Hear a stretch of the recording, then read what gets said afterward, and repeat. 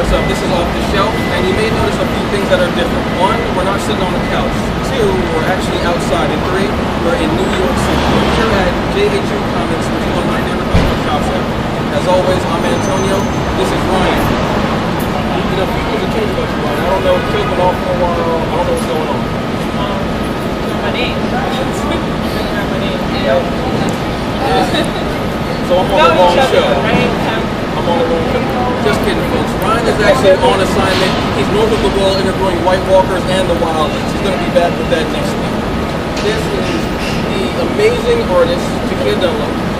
And this is the equally amazing artist, Sha-Nee Williams. And they are my special co-hosts today on Off the Shelf. New York City, things happen. What are you going to do? So we're going to take a stroll around JHU. We're going to talk about some comics. This episode, because it's New York, that's what happens, and it's all good. Sorry. This episode, it's okay, don't worry about it. Have a good day. It's New York, you have to make this live. This is where it goes. This episode is my love letter to females in comics. Not just the ladies that are actually making comics, but the ladies that are actually in the comics, fighting daring do, or being the incredible badass that we all know and love. So ladies, if you want to take a step inside, we're going to take a look and see what we got going on, and we're going to have some fun off the shelf. Thank you. So here we are back off the shelf. We're at JHU Comics on 32nd and East 32nd in New York.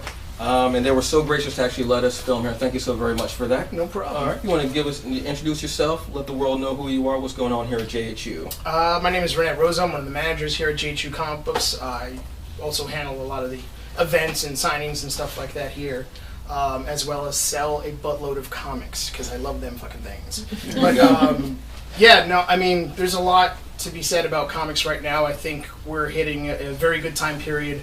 A lot of folks will say like, oh, comics are nowhere near what they used to be. I actually think the last few years have been a renaissance period for comics where they've been better than I think they've ever been. And I've been reading comics since I was 3 years old when I first learned how to read, and in those 32 years since, I can't think of more comics that I love than the ones that have come out in like the last 3 to 4 years.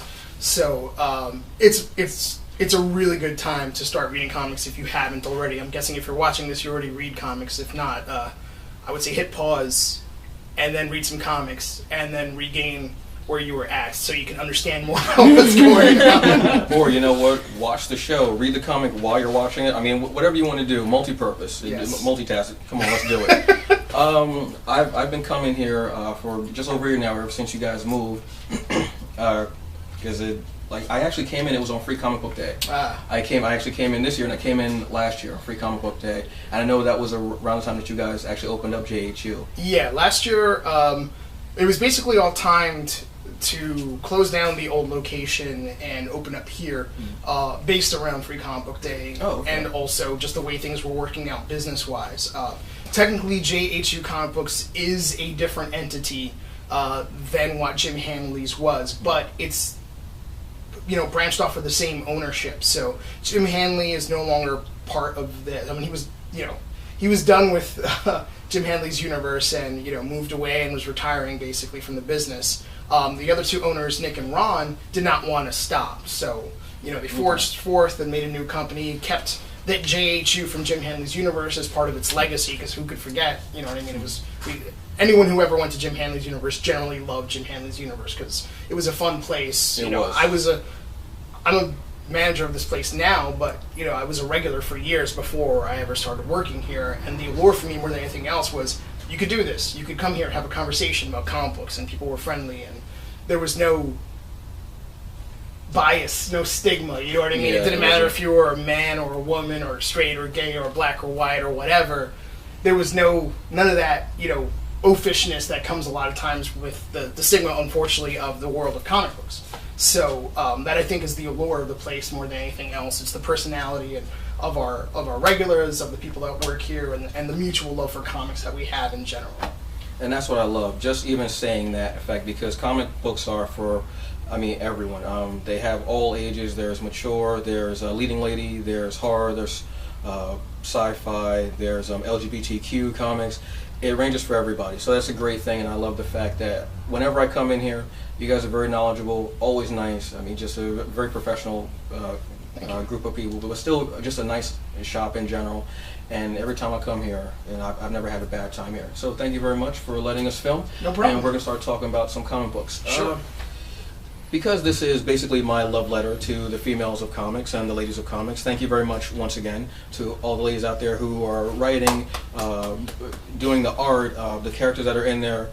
It's great. But ladies, as far as comic books go, there's still that stigma, unfortunately, to them. Right. Whether it's in some comic book shops or even at some of the cons, as far as cosplay or anything like that. And I feel that excuse me, is... It really doesn't make any sense. It's kind of ass backwards to me. And even some of how they're marketing comic books and such is just ridiculous. And not trying to just include everybody. You don't have to care whether I'm black or white or straight or gay, what have you. You don't have to care about that. If you really just want money, which is what you are, a corporation, and I'm not knocking you for that because that's what a corporation does. They're looking for money. That's the whole purpose of a corporation. That's your thing. You're getting money. So why not just see everyone's green? Doesn't matter whether it's a man or it's a woman, it's a 14-year-old or a 55-year-old, whether you're straight, whether you're gay, whether you're a pastor across the street, whether you're the ice cream man, whether you're a lesbian sword swallower. I couldn't care less. Doesn't matter. But just look at their green. You know what I mean? Look at the green and then just market it for everyone. There's a huge market out there for them.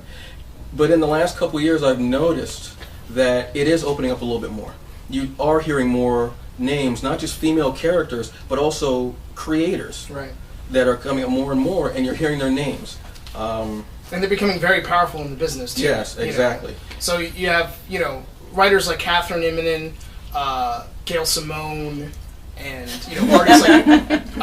artists like Fiona Staples and Amy Reeder, who have gone on to make their own, independent comics. And these are, I'm naming these names not just because they're women, but also because they're great. They're great at what they do. And they're doing great things in comics. But if you want to go further back, you can go to Louise Simonson, who was a great writer in her own right. She did great things. She often is overshadowed by her fantastic husband, Walt, but she's no slouch in the business. She did, great books. I loved Power Pack when I was a kid, and I was obsessed with it. Yep, that was a great, it was a great all-ages book. Right. And it was, excuse me, and, it's not like women all of a sudden just started doing comics in the last 5 years. They're like, let me just start doing this. No, it's been happening, but they've just been overshadowed by a lot of the men. Right. I mean, in names, when people look at names, they think Stan Lee, #1. Right. They forget that Mary Severin was around the same, working on the same time as him, too. Kirby, Quesada, like Johns. People hear these names and they know them.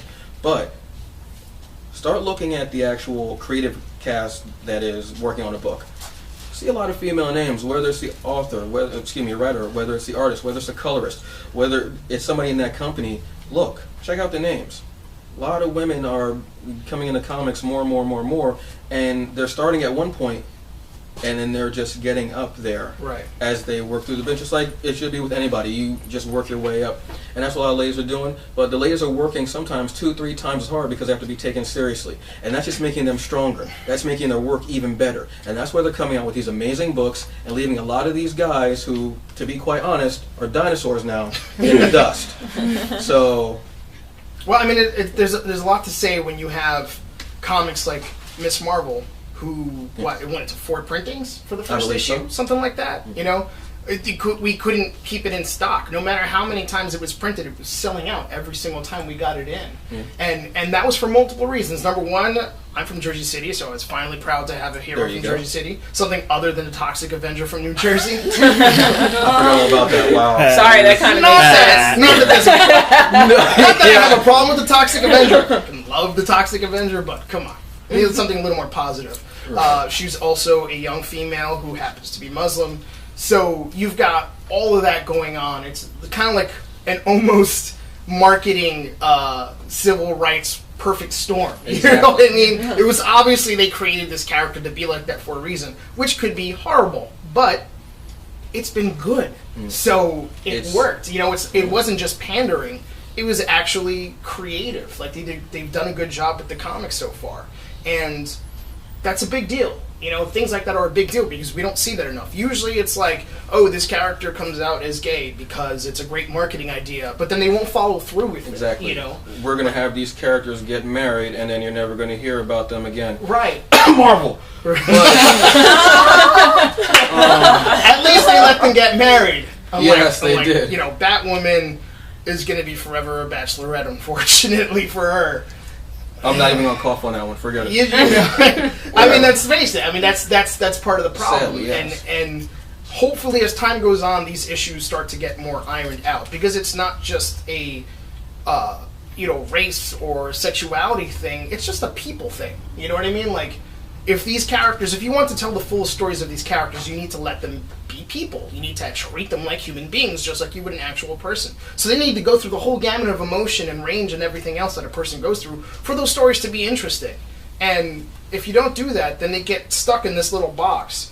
And that's why most of my favorite stories are about characters and not plots. A plot you could throw any character into and do the best you can with it. You take a character, and the plot can sometimes write itself because you're writing the character. A good writer also knows to give the character its own voice. So when the character's talking, you know that's what Quicksilver is saying, not that's what the writer is saying. You know, and I think that's the biggest key for like some of my favorite comics are. I know when this character's talking, even if they're not in the panel, because that character has a voice that is truly uniquely his, and the writer knows how to embrace that. That writer has empathy. He can write something from a point of view that's not his own. He's creating a character and really making it into almost a real person at that point. Whereas, you know, half the event comics you read out there, those characters are thrown in there almost as placeholders. They say something, you know, Punisher says what the Punisher would say there, obviously, but you're not getting any depth. You're getting where he's there to get from point A to point B in the story. He's there to actualize something that needs to happen, as opposed to this is the natural element of this character, and that's why it's interesting. Now, don't get me wrong, there's some great event books. I'm really enjoying the hell out of Jason Aaron's, you know, Original Sin right now. And Civil War was one of the best, you know, events to ever happen in comics, in my opinion. But there are other event books you read where it's just like, they're just there. Those characters are just there to further this event. I gotta get some cough syrup. Every company is guilty of it. Every company is guilty of it. That's why I prefer, you know, I read a lot of comics. I have to. I'm here, surrounded by comics all the time. I have to. It's like a prerequisite for this job. Yes, you can't work here and not read comics. If you do, you're going to sink. Yes. You know, it's just not going to happen. But I love a good event book with frivolous things happening all the time. I'm going to go see Transformers. I have no shame in that because I want to see robots blow shit up. It's going to happen. Then you're going to be immensely happy, from what I understand. That's I mean, sometimes that's what I want. Other times, I want Saga. I want X Factor. I want, you know, Preacher. I want these books with depth and characters and really strong stories that are brought about because of the characters, not just the concept of what the story is about. And we're getting a lot of that now. And I think we've gotten more of that recently in, you know, the past few years than I don't know, before.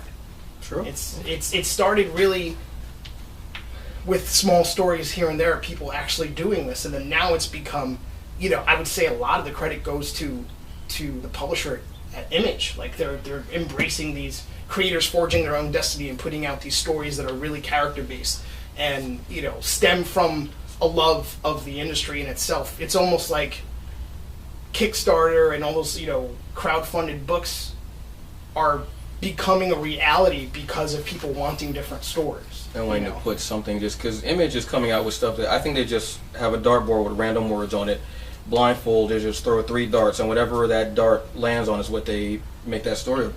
But it's amazing stuff. Yeah. And it's really cool. So I'm going to let you get back, run this amazing show. Sure.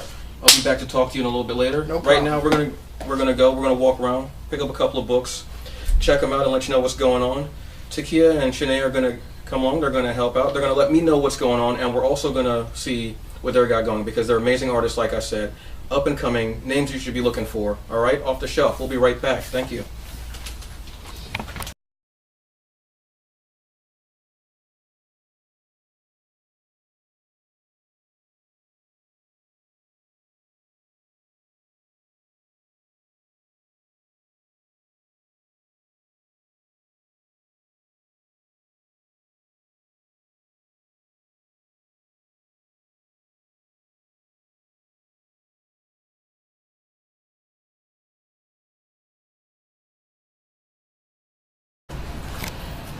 What's up? We're back off the shelf. Still here at JHU Comics on the 32nd and East 32nd Street. Amazing shop again. Here I have two amazing artists, excuse me, up-and-comers, and I wanted to actually talk to them after we had that amazing meal today. Talk to them about comics, the work that they're doing, and everything that's going on. Once again, I want to introduce Takeia Dunlop. Hi. And Sha-Nee Williams. International flair, see, there you go. Because this is a show that is, this particular episode is focused on females in comics, whether the characters and actual creative teams, I want to know what your thoughts were as far as characters and where you've seen women be as far as comics go, where they're headed, what you'd like to see, and what your intentions are as far as being in the business and what your aspirations are. I actually think it's getting a lot better than it was. I mean, I think the things that I've seen with women in comics used to be very ridiculous, you know, and it used to be like not a chance that you would, or a very slim chance that you would be a woman in comics and really be able to make it, not the same way that a man would. And then here comes your hero, Gail Simone. Yes. But honestly, like all jokes aside, she really is opening a lot of doors for women in general in comics, and she's doing a lot of good things for women in comics. And then you just have awesome artists like Fiona Staples, one of my favorites. I love her. Amazing work on Sunday. Yeah. There's another artist I love named Renee DeLee. I hope I'm saying her name right. DeLiz? Yeah. Sorry, Renee, but just know I still love you. She's the #1 fan, so that would mean a lot to her. Yeah, I know she was working on a Peter Pan book, which I think came out. She's also responsible for Womanthology, for heading that off. Yeah. Outstanding. Yeah, which was, you know, at the time, the highest Kickstarter ever. Like, they got the most money from Kickstarter at the time. Yeah, well, that's why they and Jeff Jones. she did a comic called The Last Unicorn. She's done stuff for Sonic, which you know I love Sonic. She also drew Princess Amethyst, I believe she did like a cover. Yeah, she did. Yeah. Her line work is amazing. And then some artists that I know just personally, Sha-Nee, for instance.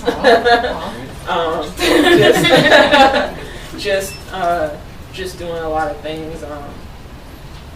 Yeah, I think it's come a long way. I think we have further to go. You know. Yeah, there's always further to go, but where it's at now, I think is really amazing when you can actually go to a con and actually tell someone, you know, you were an inspiration. You know, where you're at in the business, where I saw you before, has given me inspiration to actually start writing or start drawing or what have you. So it has gotten better. And your thoughts? Yeah. I actually do agree, Kia. We have come a long way. I remember we were in one other comic book store in the city, and we were talking about a lot of the women in armor, like how they were drawn. Oh man, and that really took, like, I think it really took the both of us. You trying to leave? Like you know where this is going, right? Yes, I do. Yes, I totally do. That's why I'm just trying to. Yeah, fight monsters, really. Like nothing there. But I actually seen like boom pasties, like there's like nothing. If they get stabbed, that's it. Like, Cleavage and midriff is distracting to right. a monster. Yeah, and then you know, I actually watched an anime recently called Stay Fate Night. I think this is the Zero one, the very first one, and they actually had a female character that's supposed to be King Arthur, but you know, the female version, and she had all the armor on, but she was still badass. Yeah, you know what I mean? And she got cut up, but her armor protected her. You know, so that's the kind of thing where I was like, you know, we're going so far now. I'm starting to see characters like Miss Marvel.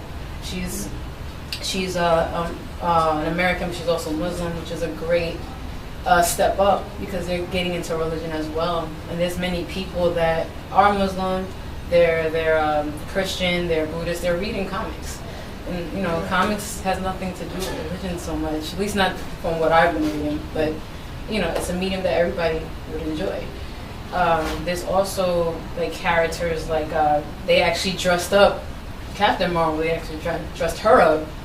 You know, the Power Girl. Yeah. All those, they actually dressed her up. Now she actually has a full uniform. Yeah, she even has a helmet, I believe, too. That actually, it's not just the leotard and then the scarf as a belt. Yeah. And then like I was like the lightning bolt and the mask, but the rest of it I was like thigh-high boots, high heels. Yeah, like how can flying you find around that? space. Like I was always right. Yeah. Like, I was always I think it's a lazy way to develop a character. Yeah. Also, just besides the fact that it makes no sense. The camera's on? Yeah. Oh, no, it's off.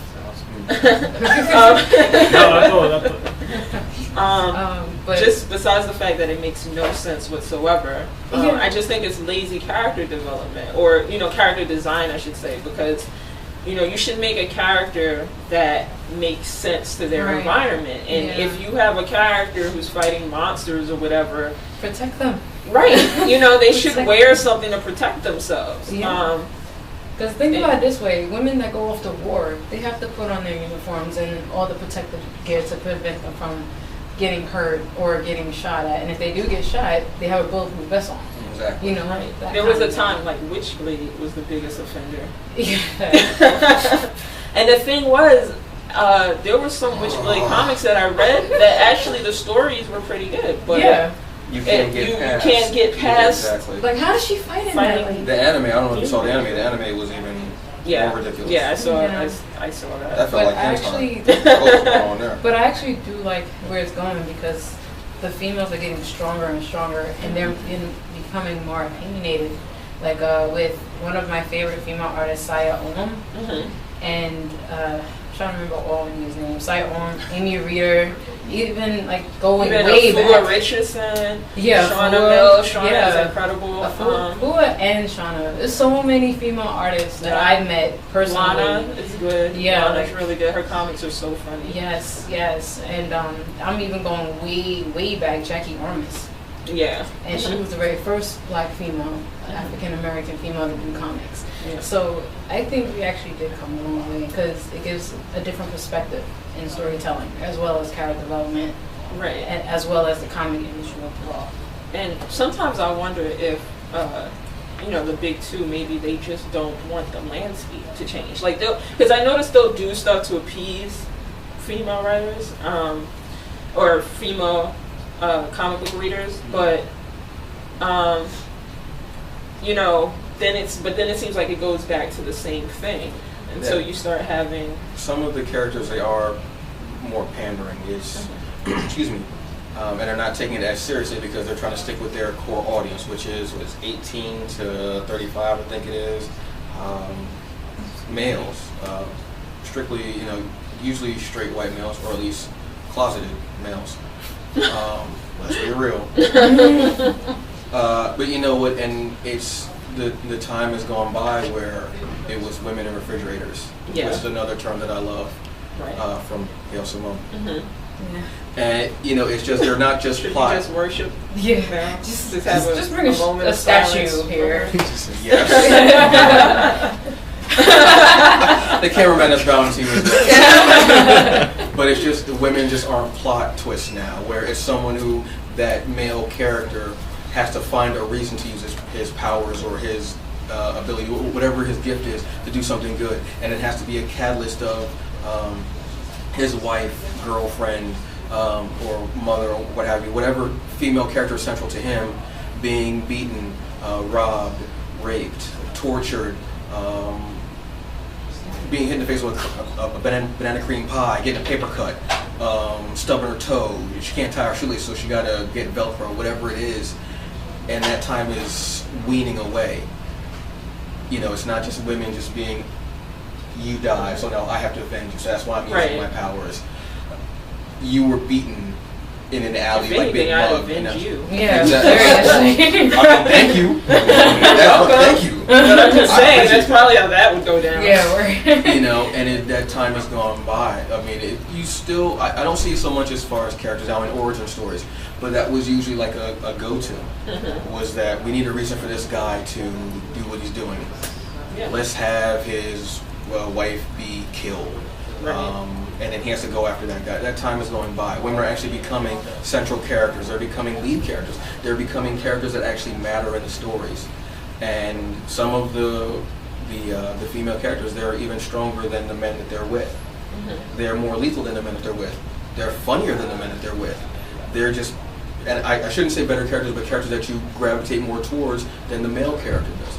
So in a way, I think that the female characters, whether written by a man or a woman, are being written a bit better as far as you gravitate more towards them.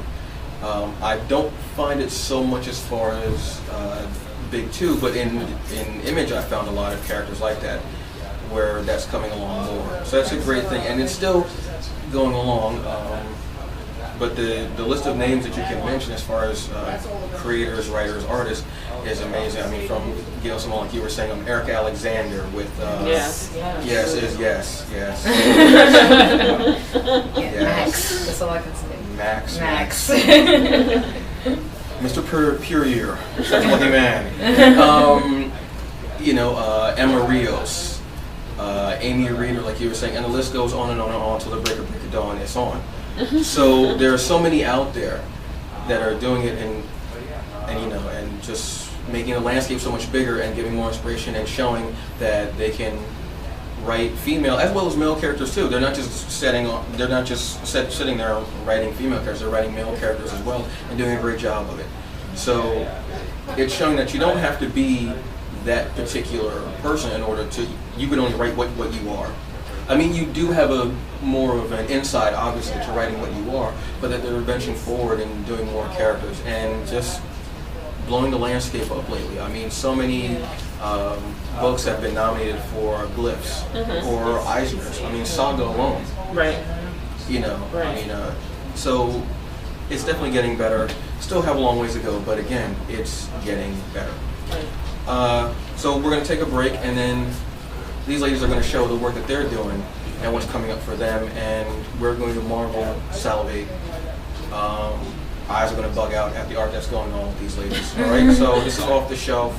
We'll be back in just a couple. Thank you.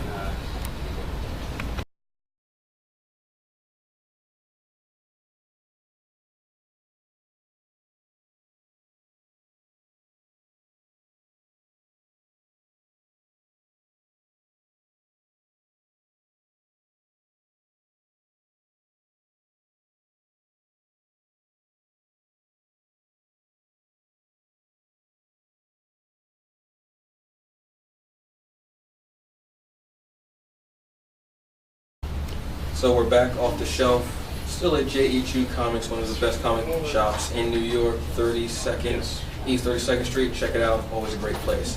So as I promised, we're gonna have ladies showcase their work. Sha-Nee Williams, Takeia Dunlop. Yes. Drop the mic. Challenge. Go ahead. Do it. Well, just going through the pages here. I usually work with like digital and traditional mediums, but I happen to go past traditional now.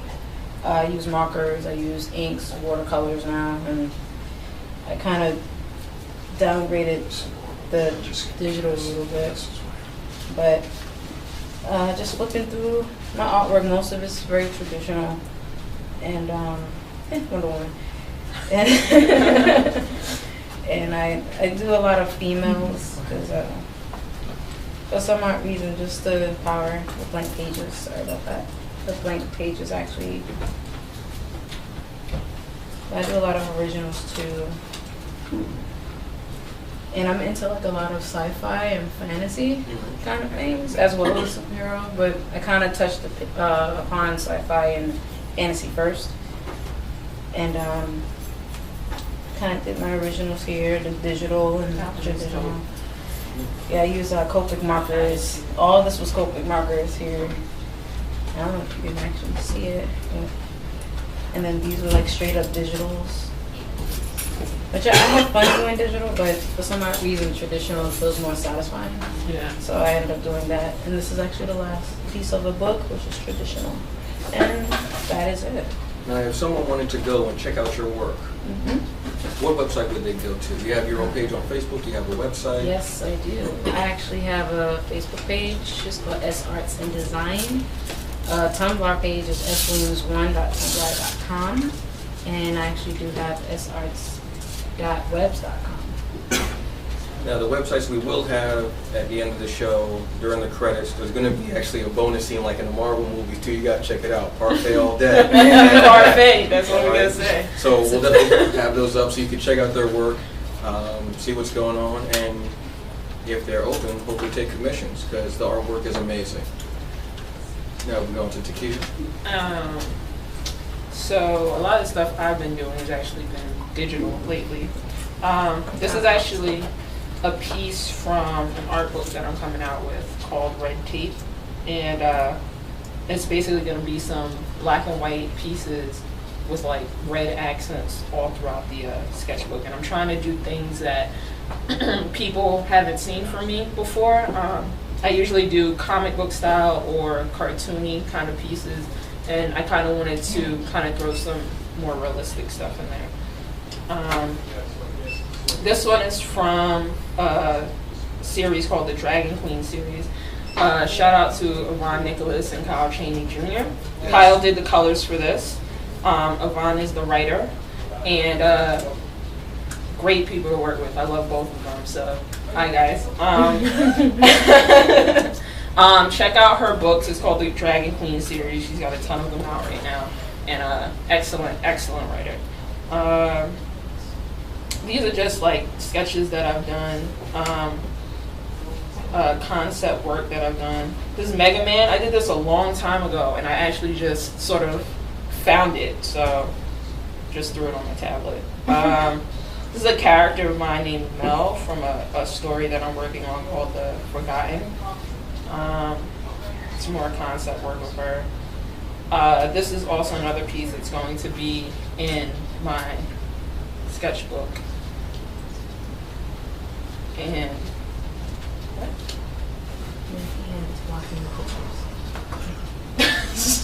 Only in New York.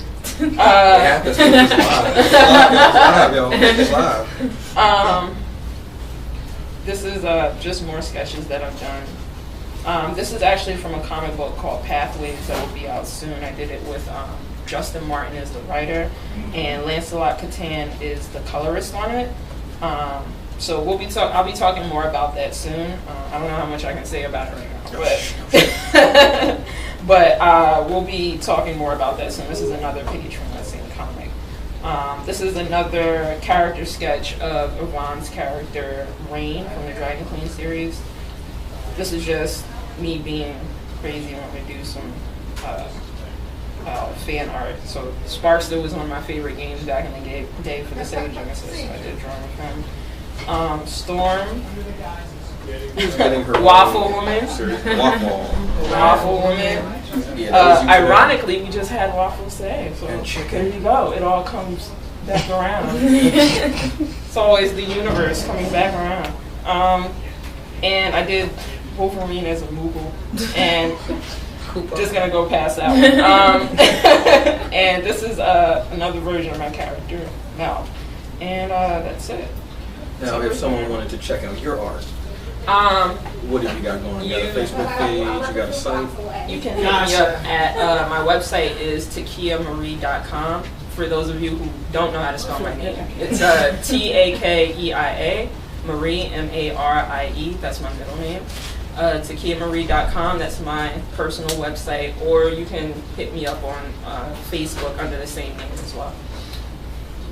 Outstanding work. Thank you. Check out the work. Let them know how you feel. Like I said, this is where it's going to be. This is the starting. This is like names to look out for. These are two of the names. Hopefully I'm going to have some more names that if you don't know, you will know. And if you hear them, you'll be checking them out. If I'm talking about something, you definitely know that it's something that I actually do enjoy, and it's something that, excuse me, that you should be checking out. If I don't like something, I don't really talk about it because I don't see the point. I'd rather accentuate more the positive in something than sit there and talking about the negative about a lot of things. You get a lot of people that are talking about negative stuff, and they're talking about, oh, I don't like this, I don't like that, but they're not doing anything for it. I would rather just cut that out and just talk about the stuff that I like, because it lets you just key in more. Because people are more apt to hear the negative about something than they are about the positive. So, That's why I'm just talking about the positive stuff more than anything. Yeah, I make my jokes and what have you about, you know, certain companies, what have you, and all that. But on the whole, if I'm talking about it, it's something that I actually enjoy and I like, whether it's artists, whether it's writers, whether it's an actual comic book, whether it's a company, whether it's an ice cream guy. It doesn't matter. If I'm talking about it, it's because I actually like it and I actually think it's worth your time to check out. Drop your coin and actually check it out, whether it's digital, whether it's print, what have you. Because I'm not going to lie to you, I don't see the point. It ain't like I'm going to walk into your room and steal your stuff. Oh, I'm right behind you. No, I'm just kidding. No, I'm just kidding. Not that. So, once again, thank you, ladies, for putting on that amazing gallery. Thank you very much for being my special guest host here on Off the Shelf, NYC, JHU Comics, 32nd and East 32nd Street. Have I said that? You've been saying that all day. It's 32nd in Madison. I'm trying to give the exact address. I'm sorry. I'm very GPS minded. I'm sorry. Right. It's been an amazing time. Thank you, ladies, very much. Thank you to the cameraman who did an amazing job. Also doubling as security. Parfait all day. Bonus at the end. Stay after the credits. Stay in your seat. Keep your popcorn. Keep your juice. Believe me, the story is off the shelf. You get what I got a little joke. Fun. Okay, never mind. I'm sorry. But no, thank you very much. We're back. We're going to be doing things again. I know I was away for a while. I apologize. Scheduling conflicts. I had a bit of an illness, work, but back out there, letting you know, vibing. Give me a little Harlem shake, ladies. Harlem shake. Come on. What? Come on, take that. You're not. You can take that. Sorry. Always alone in the Harlem shake. Sure. Oh my God. I'm going to help you. How do you do it? Come in. Go no? No. So again, thank you very much. Off the Shelf, Antonio, Takeia Dunlop. Give her a round of applause. I know you're clapping at home, right? Baby putting hands together at home. Sha-Nee Williams, give it up for her. Clap up. The dog can't get with that funk. Thank you. As always, thank you. Keep turning those pages and remember, it's all about you. Thank you and goodbye.